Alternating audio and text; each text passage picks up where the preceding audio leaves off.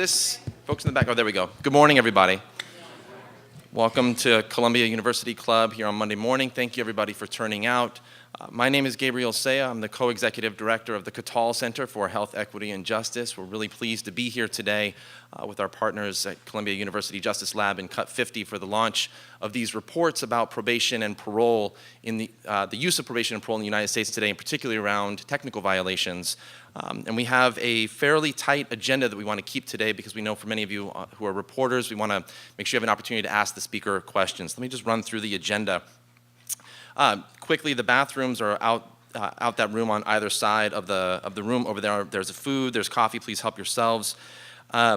We're going to hear from each of our speakers today. We'll hear from Van Jones from Cut 50, from Vinny Schiraldi at the Justice Lab, from Topeka Sam with Hope House, Donna Hilton from Life to Life, and Jessica Jackson from Cut 50.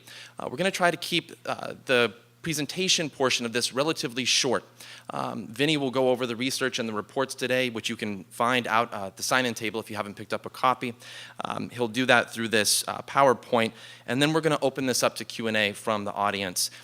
We are live streaming this, and the stream of this or the video will be available afterwards. We will also be taking questions from reporters online at the end, and we'll do Q&A as long as it makes sense to do so, and then we'll wrap and get everybody out of here. Let me just say one thing briefly. We are using 3 hashtags today. Cut 50's hashtag Still Not Free, which relates to their national campaign related to these issues. The one we're launching today is part of a campaign based here in New York to try to implement some of the reforms or the recommendations that is found in Vinny's research called Less is More NY.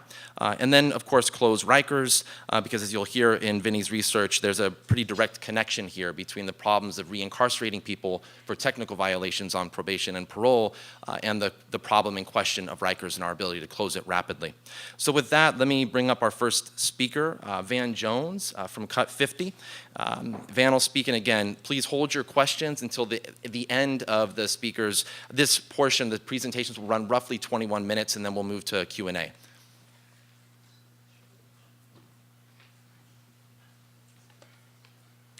Good morning. It's good to be here. I want to say a couple of things about the situation in which we find ourselves. I have been working on criminal justice issues since I got out of law school in 1993, so I was woke before woke was woke.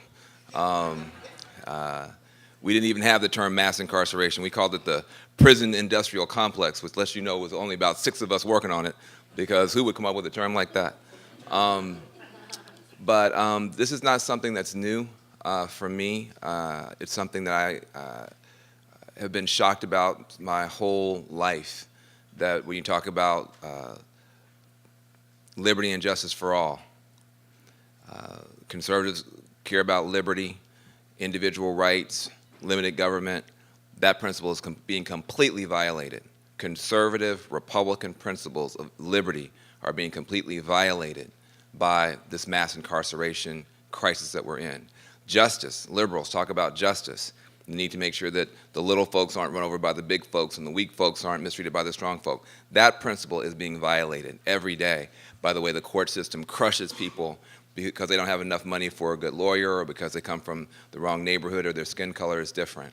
So it's a bipartisan crisis. It took both political parties abandoning their core principles to get us into this mess, and it will take both political parties returning to their core principles to get us out. And that is the reason that I'm proud to work with Jessica Jackson at Cut 50. I've known, Vinny was my first mentor when I got out of law school and moved to the Bay Area back in the early 90s. And we're still fighting, we'll continue to fight.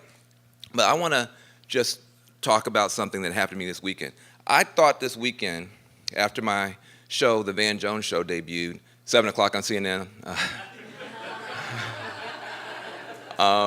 Saturday. I thought the next morning I would be able to get up, go to the gym, then go violate the gym by getting some Danishes, and have a Sunday.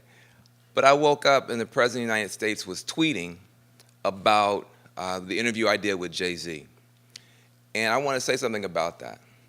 it's not just that the president missed the point of Jay-Z's remarks and went all off script talking about jobs he hasn't really created.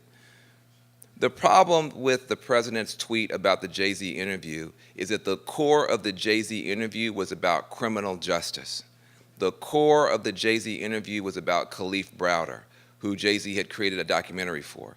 The core of the Jay-Z interview, the heart and soul of it, was him talking about a friend of his who died in jail and talking about why he's fighting so hard, why he's standing up against the abuse of people who are being trapped in the bail system and trapped in the probation system. We talked about Meek Mill. Jay-Z talked about Meek Mill and the fact that this young, promising rapper's life has been taken off course, being sent to prison for 2 years for popping a wheelie. Jay-Z, one of the biggest stars in the world who could be talking about anything and doing anything, is putting his time and his energy into trying to fix his criminal justice system. And he's not by himself. Cut 50 has worked with 30-plus A-list celebrities from Steph Curry all the way down who are passionate about this and who care about this. The world is watching this issue. The eyes of the world are on this issue, and frankly, the eyes of the world are on this state. We have a Democratic governor in this state who has a tremendous opportunity to show real leadership. There are things that just don't make any sense in New York State. And sometimes it's the little things. We talk about the big things, but there are little things like this Rule 7, which says that two people, both of whom have been incarcerated, can't talk to each other. Well, that's just stupid. Some things, that's not left or right. That's just dumb. People who've been incarcerated talk to each other all the time. They have to in different programs, in the courts. Why can't they talk to each other to help each other? Who can help you better than your peer who's a step ahead of you in line? So you're literally cutting people off from help, cutting people off from each other, cutting people off from the solidarity that you need. So when you have dumb rules like that in place and a Democratic governor who can make a difference, I call on Cuomo to do everything that he can to read these reports. When Vinny Schiraldi writes a report, you can believe every word and semicolon and comma in that report, because Vinny knows if he gets one thing wrong, they're going to take him to task. So these reports you can rely on, and I call on the governor to rely on it. And I leave you with this. Even though the president tweeted all off script, tomorrow night at the State of the Union, I believe you're going to hear the president say something positive about this issue. I know for a fact that Jared Kushner, whose father went to prison, is passionate about this issue.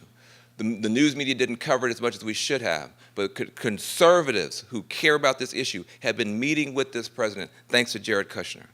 So I hope that even though the president's tweet missed the mark and took us away from criminal justice, that his remarks tomorrow night will get us back on track. If there's one issue that can bring us all back together, it's getting both political parties to deal with both of our core principles and end this American tragedy of mass incarceration together. Thank you very much.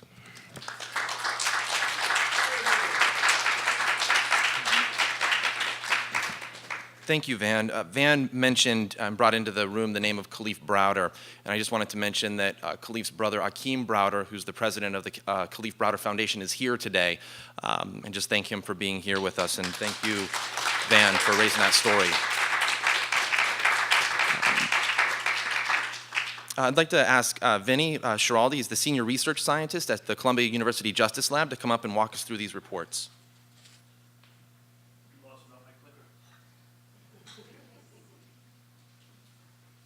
Good morning, everyone. I want to thank Van for that great opening and just sort of remind everybody what one of the particular things he said is, which is the world is watching us on this. And I think that unless we get our act together on it, posterity is going to treat us very poorly. We can't say we didn't know, that's for sure. And also fellow participants today, Topeka, Gabriel for emceeing, and Donna and Jessica.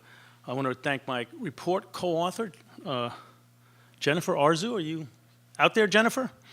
Well, she's out there doing her work, but Jennifer co-authored the New York report, and then 20 probation and parole commissioners signed on to the national report, some of the leading folks in the field. So I want to thank all of those folks. I'm going to start with a person that Van mentioned, Meek Mill. I'm going to hit you with a lot of graphs and charts shortly, and sometimes numbers can be numbing, but prisons and jails and probation and parole are not full of numbers, they're full of real people. I ran the probation department for New York City. I ran the juvenile justice system for Washington, D.C., which meant I was in charge of juvenile parole. There were no numbers on my caseload. They were people. They were young people. They were old people. They feel real pain. They really suffer. They live real lives. They have hopes and aspirations. We need to remember that as we go through this. Meek Mill is not a number. Meek Mill is not a metaphor. And unfortunately, Meek Mill is not alone. So now to the numbers. You can see the really enormous number of people on probation. This high chart here is the number of people and the growth of the number of people on probation since 1980. It's been about a fourfold growth on probation. When you add probation and parole together, parole's this gray line down here. It comes up to around 5 million, 4.7 million to be exact. Just to put 4.7 million people into context, that's 1 out of every 53 adults in America. It's more people than live in half of the states in the United States. Half of the United States don't have 4.7 million people in them. It's not distributed equally across the population, of course, like so much else in the criminal justice system. It falls disproportionately on people of color. So 1 out of 12 African American men is under probation or parole. 1 out of 5 African American men who are young and who have not finished high school is on probation and parole. The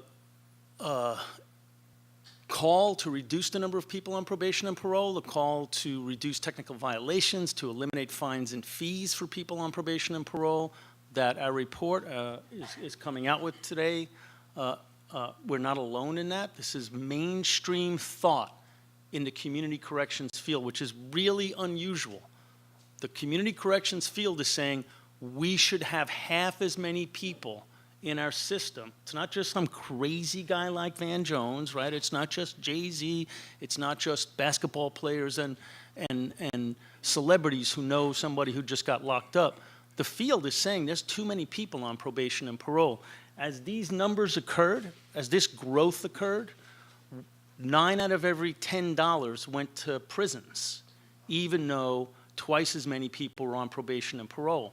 So now what you have is you have folks who are supposed to supervise people and help them, probation and parole officers who worked for me, who have hundreds of people on their caseloads, some of whom are homeless, some of whom have mental health problems, some of whom have substance abuse problems, need jobs, and they're overwhelmed because there's no resources to help those people with. So they may not have enough time to help an individual, but what they have enough time to do is write a violation report and send a person back to prison. And in a risk-averse environment, a politically risk-averse environment, far too many of them do that.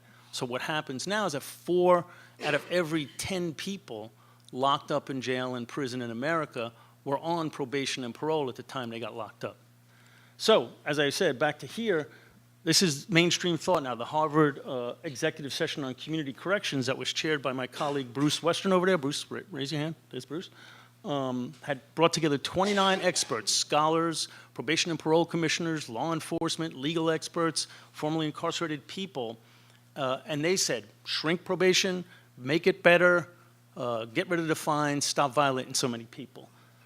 In August, a statement on the future of community corrections was issued. It was signed on to by 35 probation and parole commissioners from around the country and every major probation and parole association, the American Probation and Parole Association, National Association of Parole Executives, on and on and on, signed on, and it said, probation and parole used to be the solution. They used to be, as Van said, alternatives to incarceration. Now they are major feeders to incarceration, violating people for ticky-tack fouls and contributing to mass incarceration. It should be shrunk. We should stop finding people. We should stop revoking them. And then Too Big to Succeed, the report we're releasing today, is signed on to by 20 probation and parole commissioners around the country. It says cut the population of people on probation and parole in half. So that was the national study. We also did a New York study, and we'll soon be rolling out studies in other states. Pennsylvania will probably be next because of the Meek Mill case. The great thing about New York is that, as Van pointed out, state and city leaders agree that Rikers Island should be closed, and state and city leaders agree that the parole violation population is part of that equation. So, for example, in his 2018 State of the State address, Governor Cuomo said, quote, 33% of individuals released in 2012 were returned to prison within 3 years due to technical parole violations. New York jails and prisons should not be filled with people who may have violated the conditions of their parole but present no danger to our communities. That was Governor Cuomo. Likewise, Mayor de Blasio said, quote, let's do the fair thing and allow community supervision when appropriate while detaining only the high-risk people who have violated parole in one of 3 state facilities right here in the 5 boroughs. That fix alone would allow us to close another jail on Rikers Island right now. Despite the fact that there's agreement at the state and city level, the only population increasing in Rikers Island are people in on parole violations. So you can see this is statewide. There was a 10% increase in people in jail in New York State on parole violations. It was almost 20% in New York City and about 5% in the rest of the state. And then this graph is the most telling graph in the paper. Every population in New York City's jails, including Rikers Island, is declining by double digits. You can see it's an overall 21% decline. Sentenced, pretrial people in on violent felonies, on nonviolent felonies, on misdemeanors, all down by double digits. The only population up, and up by 15%, are technical parole violators. If you look at the whole population of people in Rikers Island, it makes up almost 1 in 6 of the folks in Rikers Island. And they're not in on terribly serious offenses. 81% of them, 4 out of 5, are either on a technical violation, a misdemeanor arrest, or a nonviolent arrest. Only 19% are in on violent felony arrests. So what are we going to do about this? We put out a variety of recommendations in our New York State report, less is more, shorten parole terms and incentivize good behavior. Parole and probation were never meant to be 11 years like they were for Meek Mill. That's crazy to be supervised for that amount of time. Anybody who's supervised for that amount of time, if you look hard enough at any of you, at any of us, you'd find stuff over an 11-year period of time, and supervision, the impact of supervision wanes after about a year or two. And after that, it's just a waste of money and a waste of time, and it serves as an unnecessary tripwire back to incarceration. Require a hearing before you jail somebody on a technical violation.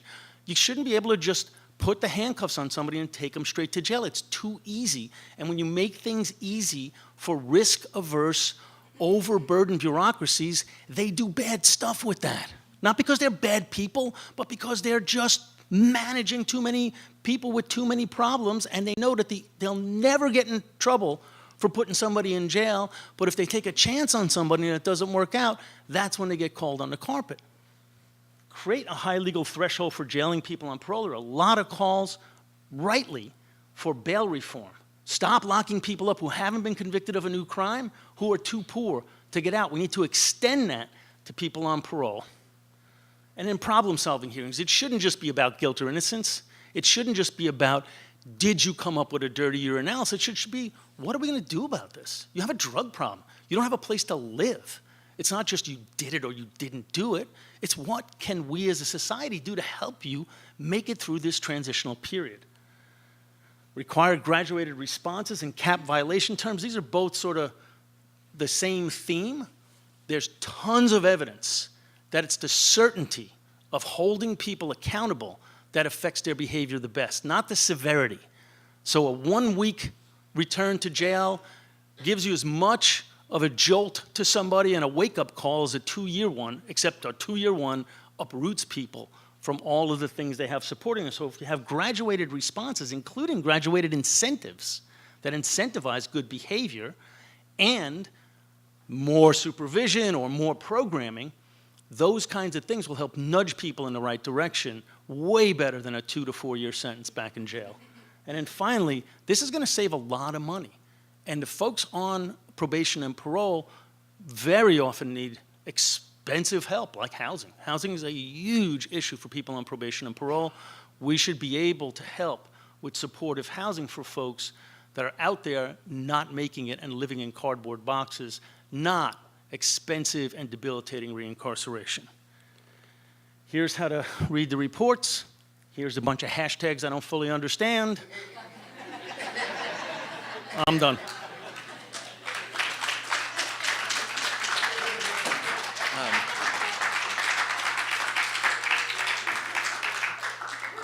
Thank you, Vinny. So for folks who, if there's any empty seats where folks are sitting, will you please raise your hand? There may not be. So if people could scoot in, because we do have some folks that want to enter the room, and so we got a packed house today. With that, we're going to hear a couple brief remarks from 3 other speakers here, and then we're going to move into the Q&A. I'd like to invite up Topeka Sam. She's the founder and director of Hope House, which is a reentry home that's launched in the Bronx. But she is also an Open Society Foundation's fellow for a project called the Probation and Parole Accountability Project, which is doing a national survey looking at a lot of these issues. Ms. Sam? Good morning. Well, first I want to thank Katal, Cut 50, Vinny, the Columbia Justice Lab for having us here, Donna, my co-panelist, to understand the importance of directly impacted people speaking from our lived experience and also shaping policy recommendations. I'm here supporting this release today and the work that is beginning to happen and be done by the authors to expose the way the systems of probation and parole cause harm and drive people back into prison, other than helping us transition back into society and to be full, productive citizens. I'm presently on federal supervision or probation, and I've applied for early termination of sentence, which I'm presently awaiting for a judicial response on. But in my experience on probation, right now, it's been so challenging, and as Vinny pointed out, the 4.7 million people who are currently on probation or parole have experienced hardships, surveillance, and negative intrusions into not only their lives, but their families' lives. And I have lived with constant threat of being returned to prison for arbitrary and petty reasons. I received little help with reentry, no resources from probation when I got home, and the more I talked with others in the same situation, the more I found that my experiences were systemic. And so I created a project called, with the help of my Soros Justice Fellowship, called the Probation and Parole Accountability Project. And as also Vinny pointed out, double the amount of people on probation and parole than there are in our US prison systems currently. And there are it's very little levels of accountability measures being put on these probation and parole officers. And so it's challenging how huge the law and law enforcement bureaucracies administer with little accountability, control, and impede the successful reentry of formerly incarcerated and convicted individuals. And so there's probation in every state, and there's also federal supervision in every state that there's probation. And yet, excuse me, it's supposed to be a lesser surveillance, and it was actually put in lieu of incarceration. But in effect, it extends incarceration for individuals on it, and it furthers the policing in our communities. And as this report clearly states, probation is another arm of the criminal justice system and is one of the key drivers of mass incarceration. And so in doing my project, this dovetails with the conclusions of the report. And I want to empower women and men on probation and parole to know their rights, so that they can defend themselves from arbitrary abuse of probation officers. I want to end the arbitrary and retaliatory violations against people on probation and parole. I want to create mechanisms and procedures where parole officers and probation officers are held accountable and working in the interests of their clients. And very specifically, I want to end the very cruel, harmful, and retaliatory parole and probation provision that prohibits formerly incarcerated and convicted individuals, as Van pointed out, from communicating, helping each other, fraternizing with each other, living with each other. It's antiquated, it's outdated, and it just needs to go. And so to do these things, it'll take a cultural and political sea that includes challenging the roots of incarceration, including racism, that is the underpinning of the whole system. And given the increasing unconstitutional repressive conditions throughout the criminal justice system under this session's Justice Department, this report could not be more on time. Thank you.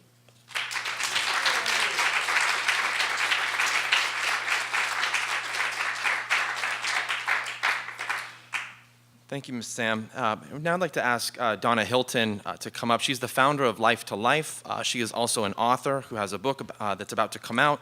And Donna's she's widely known as a speaker and organizer and advocate for reform issues, particularly for women coming home and women who are still in prison. Ms. Hilton? Good morning. Good morning. I'm so honored to be here with you. So I want to make you a little uncomfortable. That's what I do, right? Because we become so comfortable in things we believe to be normal, and they should not be normal. So, good morning again. My name is Donna Hilton. I'm formerly known as inmate 86G0206. I spent 27 years in New York State's maximum security prison for women. And today I want to ask you to question why the incarcerated parolee population in New York has increased by 25% from 2015 to 2016. Why in November of 2017, there were 1,460 people incarcerated in New York City for parole violations, which means 16% of that city of Rikers Island contained parole violators. And I want to ask you to consider the 3,000 women in New York State prisons and the over 219,000 women across the country who remain incarcerated and have learned to live with this abuse because no one is bringing attention to this population. And what abuse must feel like for women whose voices have been stripped by years of abuse, drug addiction, lack of mental health care, lack of adequate housing, lack of employment, and lack of childcare, complete lack. I ask you to question why long periods of incarceration and re-incarceration for inadequate and non-existing resources and alternatives continue to be the responses. And why are Black women, who represent 30% of all incarcerated women, but we are only 13% of the entire United States population? And I ask you to think about one of the most psychologically, emotionally, sexually, and physically abusive places that no one is talking about, a woman's prison. Think about the 90% of women and girls who enter the criminal justice system, who have been victims and are victims of abuse and violence. Have we really considered these statistics, these facts? The responses should not be reincarceration or violations that continue to perpetuate abuse and violence. The systemic alternative of incarceration is inhumane. So I ask you instead to focus on humane alternatives. Alternatives such as mine, From Life to Life, an initiative I created which encapsulates my philosophy, my experience, my work as an activist, a speaker, a reentry specialist, and an author, to reverse the alarming and ever-increasing rate at which women and girls of color are being incarcerated and their communities damaged. And my commitment extends to the development of pathways for safe and successful reentry for women and girls. And I also ask you to consider community alternatives like Exodus Transitional Community, a nonprofit in East Harlem that has a committed staff that believes in the value of each person walking out of prison into its doors and a firm belief in human resilience, because we are resilient, and delivers innovative programming tailored to adults and youth affected by our system. I ask you to become uncomfortable.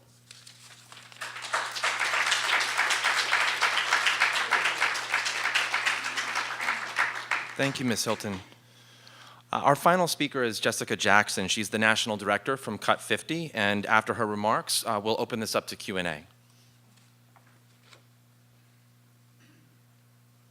All right, good morning, everybody. Good morning.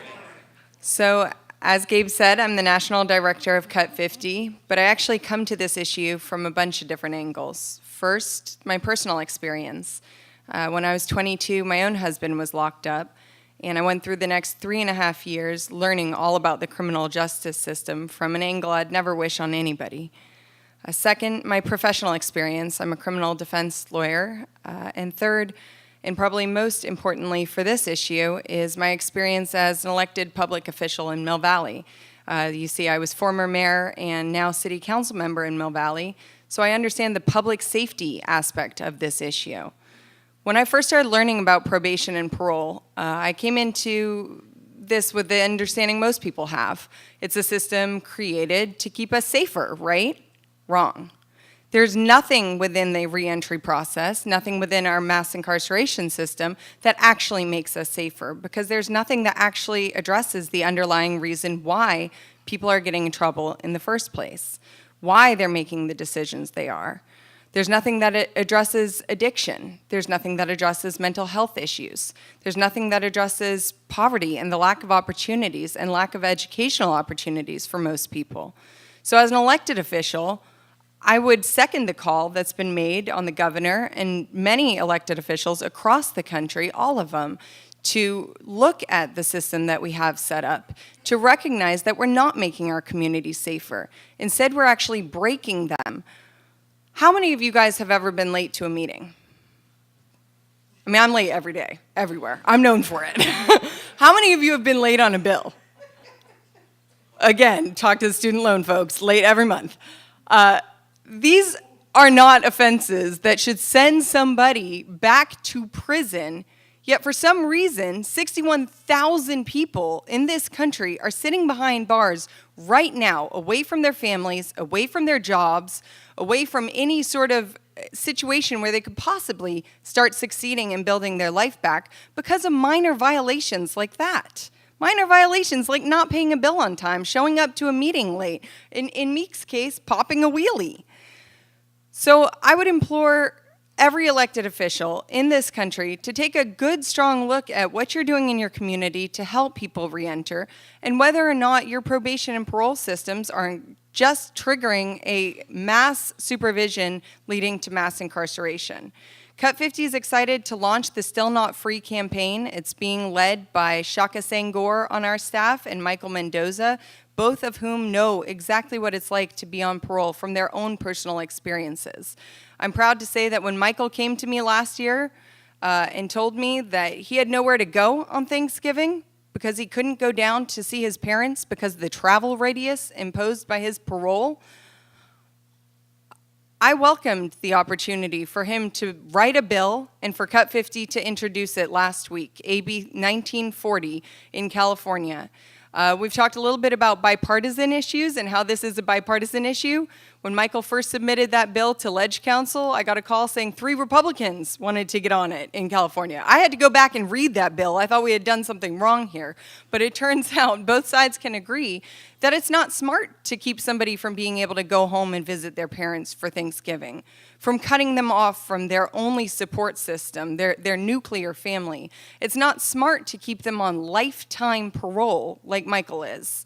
Instead, we need to incentivize people, give them opportunities to continue their rehabilitation outside, give them the support they need, and also let them get off of parole and probation so they can go on and become regular people like you and I and have an opportunity to succeed. So as part of our Still Not Free campaign, we've actually partnered with the Parole and Probation Accountability Project and are launching a national survey. Shonda Chapman-Brown, who's the research and policy analyst, can actually speak to it better than me, so I'll yield my last minute to you, but thank you guys very much.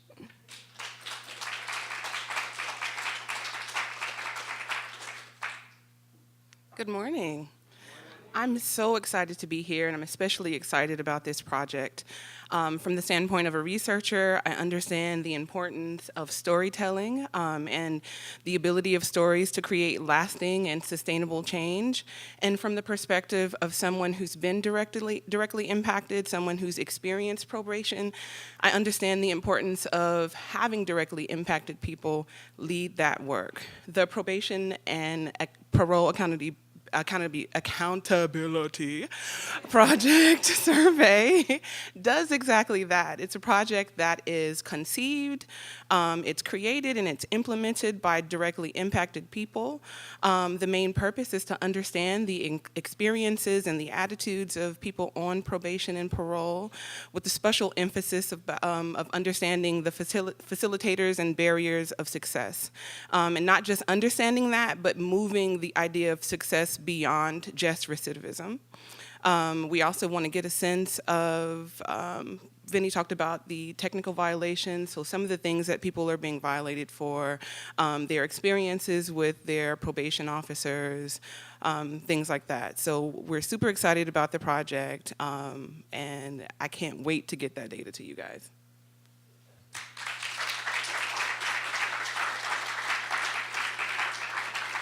Thank you. So just another quick round of applause for the speakers, and then we'll go into Q&A, please. We had Van talk to us a bit about that this is not a partisan issue. There are bipartisan solutions here to be found that are rooted in the principles of wherever somebody lands on the political spectrum. Vinny walked us through the research we heard from Topeka and Donna, not just about the severity of the impact of these policies currently, but also the institutionalized racism and the gender bias and the violence that goes along with that. And I can say on a personal experience that when my brother came home from federal prison, was on supervised release, both the rudeness that we were treated as a family, but also the experience that he went through coming home was an alarming experience. And we always understood that as white people, we were probably being treated much better than were other people. And certainly it was not widespread in our community. And then we heard Jessica talk about the new campaign that they're launching. And I forgot your name, Miss. And Shonda talked about the survey that she's going to be leading. And so with that, we're going to open this up for Q&A. I'm sure there's a lot of questions in the room by everyone, but we do want to prioritize first the reporters in the room to make sure this story gets out. So are there any reporters in the room that have questions? And you could just put your hand up and say what outlet you're with. And we also have some folks online. So if you're watching online, you're a reporter, you want to ask a question, you're welcome to submit that through the channel there. Yes.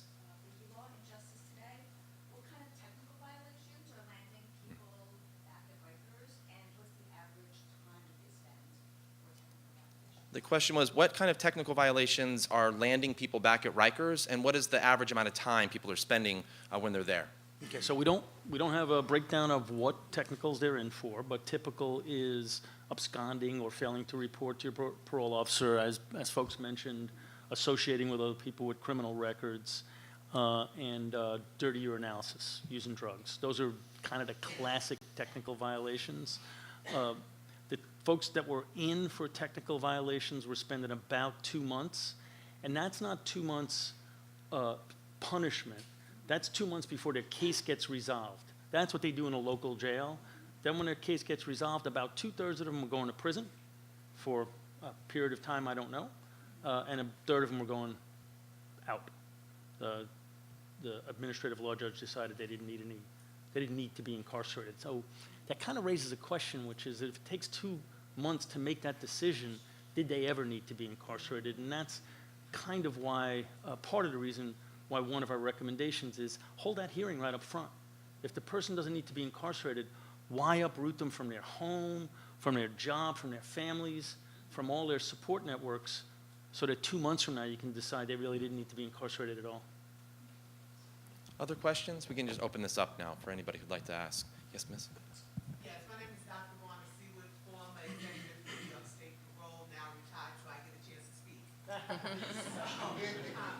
just have a statement. I think one of the problems that is happening at parole is that, one, they have the wrong people sitting at the table trying to talk about what's going on in the field, for the simple fact that if we're still talking about technical violations, and as Kathy mentioned while you were talking, Vincent, that people are losing jobs, homes, kids, everything, for the parole officer to make a mistake and say, I'm going to violate you. However, parole officers don't function by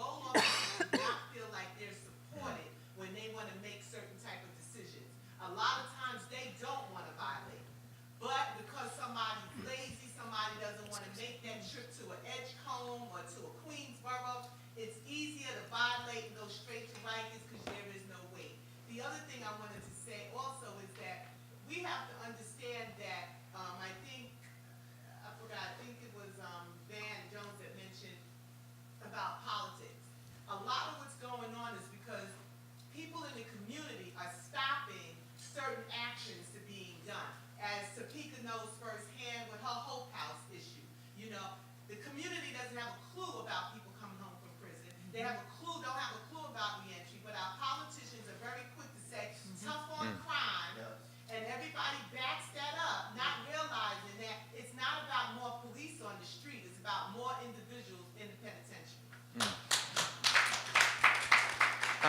We had a question from Akeem. Yes, hi, I'm Akeem Browner with the Antiquated Foundation. Thanks for having us all here.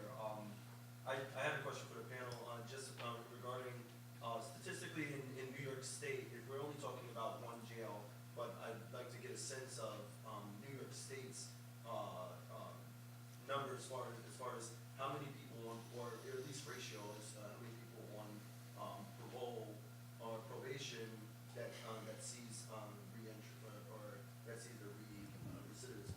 Yeah, so as the governor said in his statement, about a third of people are revoked just on technical violations within 3 years of being released. And almost all of them go back to prison by first being detained in their local county jail. And all of those numbers went up. It's very unusual because crime is going down, jail populations are going down, prison populations are going down, but technical violators are going up. And sometimes I think that is politically motivated. I kind of think it's growing like a weed in the yard right now. It's almost untended. And that's why, Van had many times, and Jessica had several times had said to me, like, there's not enough attention being paid to this by advocates or researchers, frankly, for that matter.